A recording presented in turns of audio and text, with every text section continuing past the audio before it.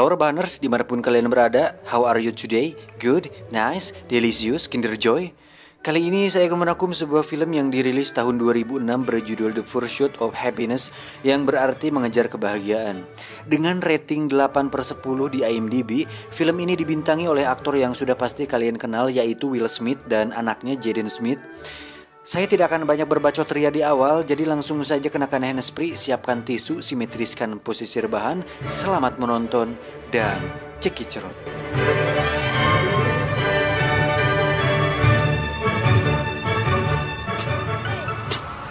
Get it when I get back.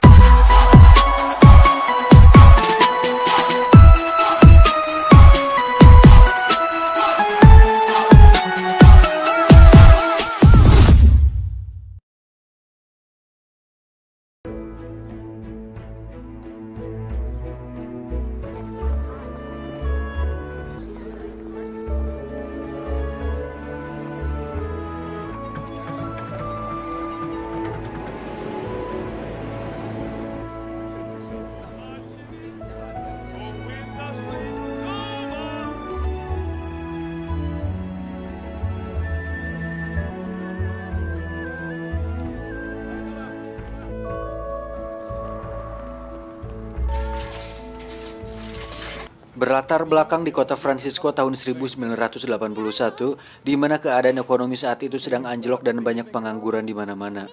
Diawali dengan memperlihatkan seorang ayah yang mengantarkan anaknya ke sebuah tempat penitipan anak, atau lebih kita kenal dengan PAUD, yang padahal fungsinya bukan untuk itu.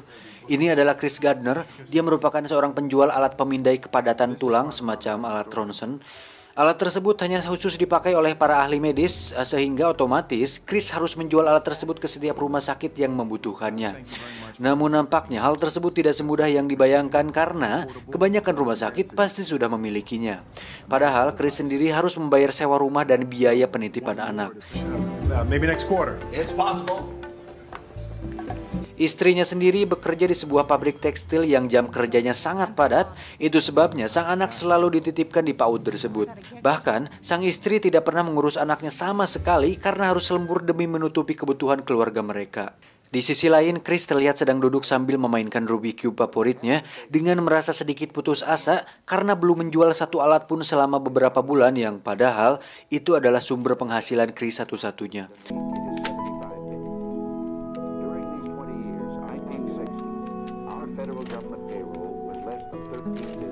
Pada esok hari saat Chris sedang berangkat kerja, dia melihat seorang pria turun dari seekor mobil yang mewah.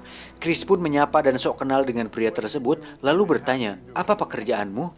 Si pria menjawab, "Aku kerja sebagai pialang saham atau stockbroker dan tidak perlu kuliah untuk itu."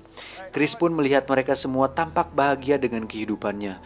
Lalu dia bertanya dalam hati, "Kenapa aku tidak bisa tampak seperti itu?" They all look so damn happy to me. Why couldn't I look like that? Saat di rumah, sesekali terjadi pertengkaran antara Chris dan istrinya karena permasalahan ekonomi tersebut. Apalagi saat Chris meminta istrinya untuk menjemput anaknya di penitipan anak karena Chris ingin melamar pekerjaan. That is what I am trying to do. What's the matter with you? Chris pun memberanikan diri untuk melamar sebagai seorang pialang saham, dan bodohnya Chris menitipkan jualannya di seorang pengamen jalanan. Sehingga saat dirinya sedang wawancara, si pengamen tersebut membawa kabur alat tersebut. Masalah pun bertambah ketika pengurus tempat penitipan anak tersebut ternyata suka menonton acara TV drama dewasa seperti Suara Hati Seorang Istri tepat saat menjaga anak-anak. Sehingga hal tersebut membuat Chris merasa khawatir, dan sebagai seorang ayah, Chris ingin yang terbaik untuk anaknya. He could watch television at home. We're paying you $150. Anyway, you complain. I complain. Chris yang masih penasaran kembali melamar sebagai pialang saham di kantor lain. Si bos pun menerima lamaran tersebut dan akan menelepon jika ada waktu. Yes, sir.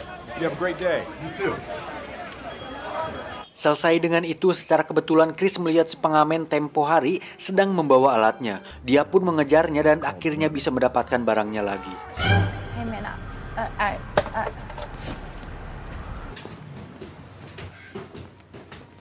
Hey.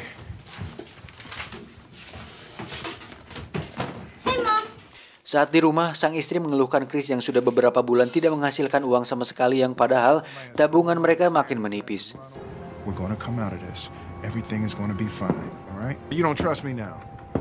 Whatever. I don't care.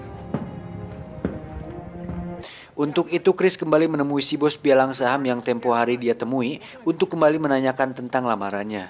Chris pun nekat ikut naik taksi bersama si bos tersebut. Saat di dalam mobil, Chris terus berbicara dan mempresentasikan dirinya kepada si bos. Namun nampaknya, si bos terlihat sibuk sendiri dengan Rubik Cube-nya. Chris pun mengatakan, aku bisa menyelesaikannya. Dan ternyata benar saja, saat sampai, Chris bisa menyelesaikan semua sisi Rubik Cube tersebut. You almost had that one. I'm gonna get it. You're almost there.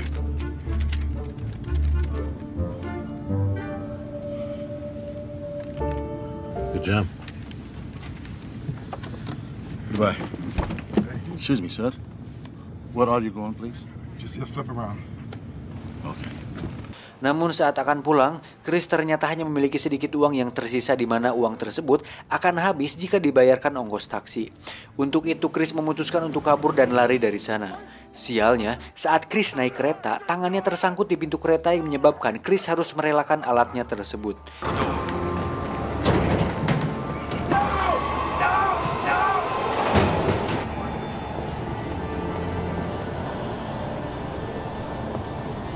Saat akan pulang, Chris menelpon istrinya untuk meminta maaf karena tidak bisa menjemput anaknya di tempat penitipan anak. Namun istrinya sudah terlanjur kesal dan dia harus bolos kerja untuk menjemput si anak. Kekesalan tersebut membuat sang istri mengatakan bahwa Chris tidak bertanggung jawab dan memutuskan untuk mengemasi barang-barang dan pergi dari sana bersama anaknya. Chris pun secepatnya pulang ke rumah, namun anak dan istrinya sudah keburu pergi. Tiba-tiba terdengar panggilan telepon yang ternyata itu adalah telepon dari si bos tadi. Berkat Rubik Cube yang tadi Chris selesaikan, membuat si bos tertarik untuk mewawancari Chris untuk dijadikan karyawan magang.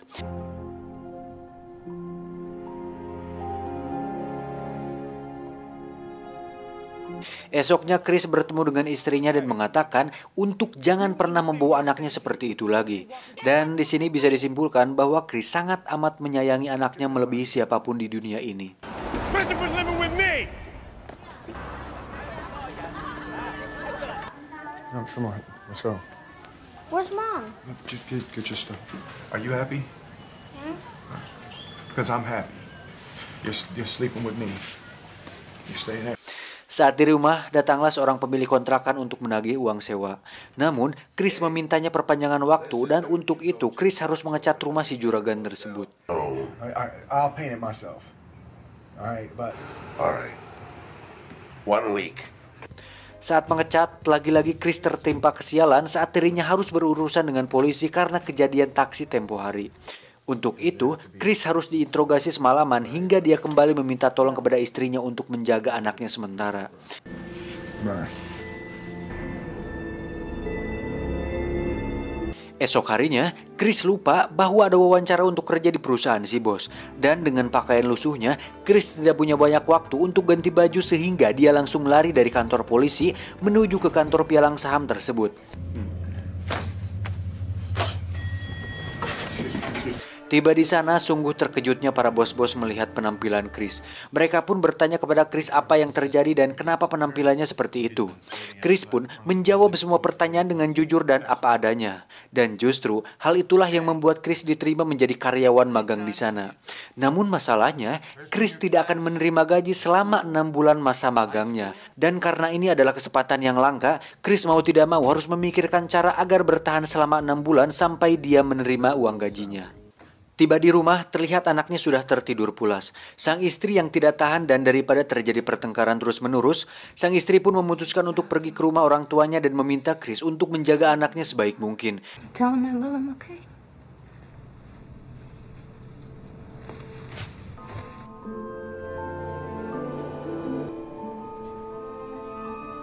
Esok harinya Chris dan si anak pun keluar dari kontrakan dan memutuskan untuk pindah ke motel dengan harga yang cukup murah. Hey, you know what today is? Yeah. What? Saturday. Siangnya, Chris terpaksa mengajak anaknya pergi bekerja dengan menjual alat medis yang tersisa untuk bertahan hidup sementara. Saat menukarkan nota penjualan, si anak terlihat ingin sebuah coklat batang. Namun, karena dia tahu bahwa sang ayah tidak punya banyak uang, dia pun hanya terdiam. Tapi, Chris yang paham kemudian membeli coklat tersebut. Hari pertama bekerja, para karyawan magang tersebut diberikan sebuah buku besar untuk dipelajari. Si anak sendiri tetap dititipkan di penitipan anak yang penjaganya suka nonton drama ajab di TV. Hari-hari setelah itu, Chris lalui dengan pergi bekerja, kemudian menjemput anak, lalu pulang ke motel sampai-sampai mereka berdua terkadang tidur di bis. The 22 home. Suatu hari, Chris mendapatkan seorang klien yang akhirnya mau diajak untuk bertemu. Chris dengan cepat pergi ke sana, namun ada saja hambatannya. Salah satu atasan di sana pun meminta tolong Chris untuk memarkirkan mobilnya di tempat yang kosong. Yang pada akhirnya Chris harus menerima kekecewaan saat tahu bahwa kliennya keburu ada urusan lain. Just missed him. Dengan semua kesialan dan kekecewaan itu, Chris masih bisa tertawa ketika bersama anaknya. Esok harinya saat hari libur, Chris kembali mengajak anaknya untuk menjual alat medis tersebut. Dan kebetulan, jalan tersebut melewati alamat klien yang kemarin terlambat untuk didatangi. Saat melewati perumahan tersebut, sang anak melihat rumah yang indah dan beberapa anak orang kaya yang sedang berlarian di sana.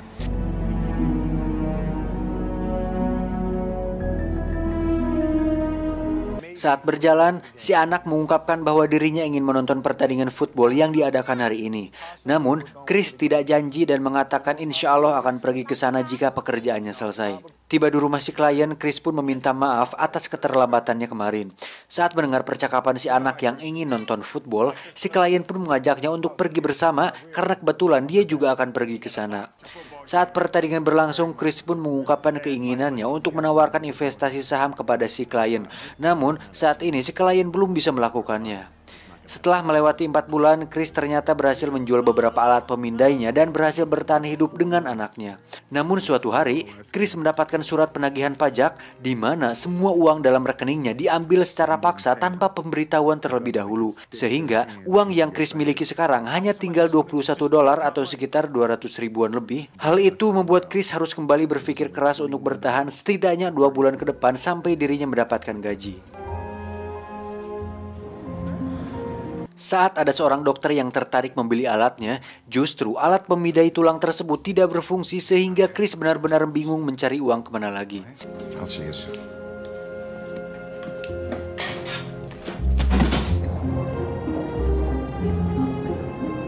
Saat pulang ke motel, Chris lagi-lagi mendapatkan cobaan ketika melihat semua barang-barangnya tergeletak di luar dan kamar motelnya terkunci. Ternyata hal itu dilakukan oleh pemilik motel karena Chris telat membayar uang sewa.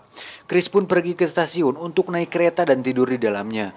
Namun saat kereta sudah terlanjur berangkat, membuat Chris dan anaknya harus terlantar di stasiun tersebut. Untuk menghibur anaknya, Chris berpura-pura mengatakan bahwa alat pemindai tersebut adalah mesin waktu.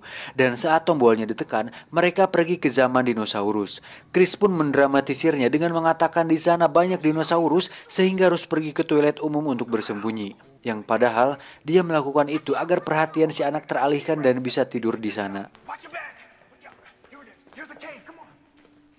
Chris pun menggunakan tisu toilet untuk alas tidur mereka. Bahkan semalaman Chris harus terbangun untuk menjaga pintu agar tidak ada orang yang masuk. Anjir, nggak tega sumpah di sini.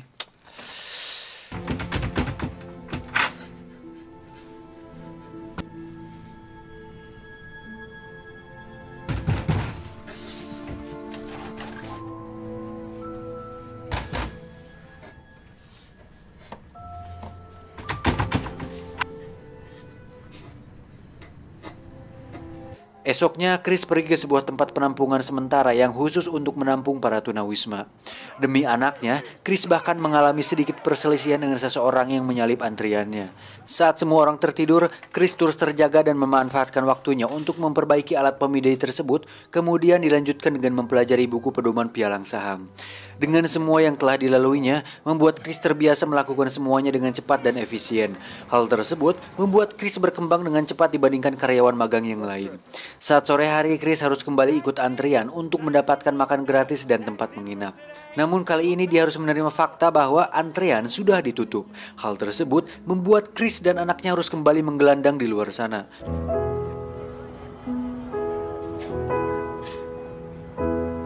Untuk makan, Chris pun terpaksa mendonorkan darahnya agar bisa mendapatkan sedikit uang untuk makan anaknya. Saat si anak sedang makan, dia melihat sebuah keluarga lengkap yang bahagia sedang tertawa bersama.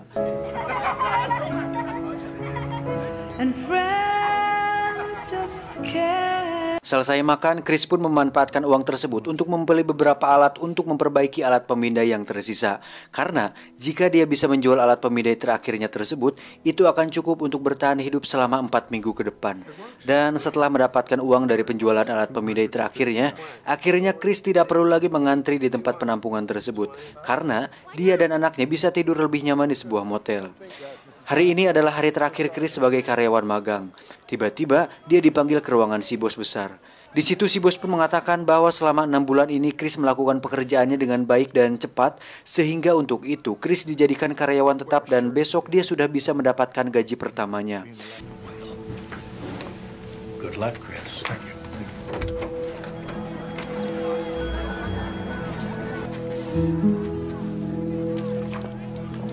This little part is called happiness.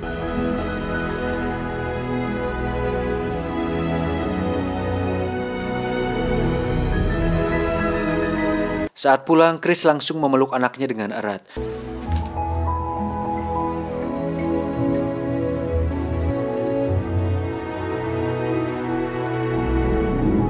Dan pada tahun 1987, Chris Gardner mendirikan firmanya sendiri dan menjadi orang sukses hingga sekarang. Film ini diangkat dari kisah nyata dan pesan yang bisa kita ambil dari film ini adalah lakukan yang terbaik untuk orang yang kamu cintai, jangan jadikan cobaan sebagai hambatan, terus berusaha mencapai cita-cita walaupun itu sangat sulit untuk diraih. Tumben bener. Saya John beserta jajaran tim IQ7 mengucapkan